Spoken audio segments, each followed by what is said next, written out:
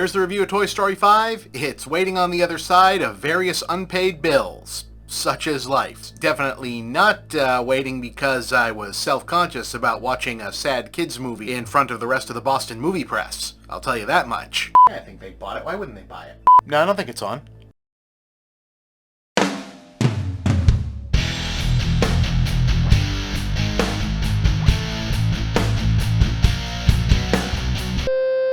All joking aside, bills we do still have and pile up they still do, so those funding links are, of course, as always, right about here.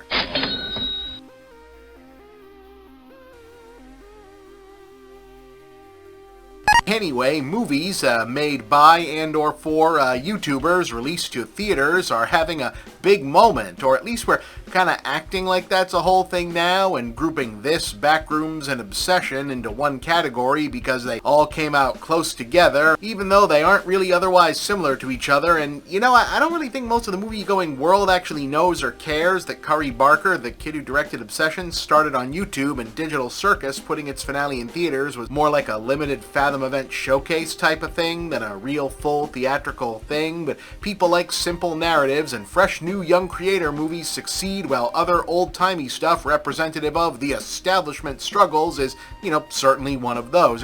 Except it doesn't really serve these projects or their creators to like mush them down into these simplistic media narratives, and in many ways that devalues and diminishes the actual accomplishments, in my opinion. Oh, this might spin off into like a little tangent here, just in case. If you're only here to find out if I liked the Digital Circus finale, yes, I did. I watched it in theaters a week or two when it came out. I didn't say anything at the time because I wanted to respect everyone and wanted to be totally spoiler-free. I'm not going to do big spoilers in this review, but just to be clear, big fan of the series, found this finale very satisfying, etc. But yeah, the thing is, trying to spin one of these media narrative culture stories out of stuff like this usually just involves much simpler, boring things like the size or age of an audience because the press wants something to fill time with. And to me, it takes away the real issue of whether or not the movies and shows are any good, Keith said during the literal act of being part of this problem. The fact is, trying to reframe Backrooms or Digital Circus doing numbers while a He-Man movie bombs and a Star Wars movie does just okay as some kind of general spin about audiences rejecting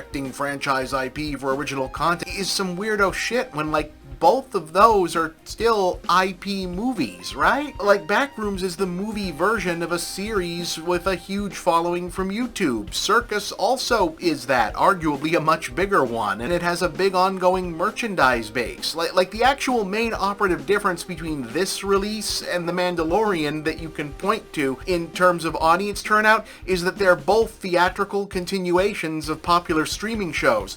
One of them just has a main audience of middle-aged Gen Xers and older millennials who are evidently more content to just stay home in their lazy boy waiting for streaming, and the other of which is watched by kids and teenagers who, what do you know, are the actual audience that's excited to return to movie theaters. I mean, that to me makes a certain amount more sense than some kind of culture change.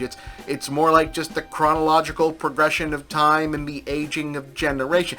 Anyway, if for some reason you're watching this review without any concept of the material, I mean, y'all must be genuine fans of me and this channel, so thank you very much. But for the record, The Amazing Digital Circus is a multi-part animated series from Glitch Productions and Gooseworks, the premise of which combines a Cliff Notes read of dorklit classics I Have No Mouth and I Must Scream and No Exit, with characters working through personal existential crises and trauma bonding in the context of colorful late 90s video game aesthetics. And maybe the most noteworthy achievement is that despite that general description, it's actually a very engaging, eminently watchable series instead of being unbearably pretentious. I know, I'm as surprised as you are. The main characters all exist in this seemingly digital circus space as cartoon avatars with varying vague memories of human lives, not wholly certain how they got there, all seemingly prisoners of an unhinged AI named Kane that exists to send them on video game adventures, apparently for their own sake, and otherwise without a clear purpose of his own, at least at first. Some of them want to escape, others are resigned to their fate, and all of them are aiming to ward off the threat of losing their grasp on sanity and succumbing to abstraction, whereby they collapse into monstrous beings that must be consigned into the circus underworld. The ostensible main character Ponmi, the jester girl, the most recently arrived of the group, has spent the run of the series attempting to actually unravel what the hell is going on and how she or any of her new friends might extricate themselves from all of this nonsense, and the last act essentially picks up in the aftermath of their latest and most desperate attempt, having gone disastrously right, in as much as they may have finally defeated their main nemesis, but also permanently lost either the chance, hope, or both at what they thought they were fighting to accomplish in the first place, and now have to sift through the literal and figurative wreckage of their victory or not, amounting to a collective therapy session, which isn't kidding around about being more epilogue than ending. The end really was the previous episode. This one is all about sitting with the realization of what it all means, spelling out what the answers really are, and letting everyone get settled into what it really is. There is, of course, one main character who's been holding back most of their why are they like this personal history, and we really do finally get all of it at long last, basically all at once, and it's a lot, like a lot, to the point where fully playing it out could be described as one of the two central set-piece moments of the entire episode. It's really powerful stuff and a bold pivot, since it really doesn't hold back on the complexities of,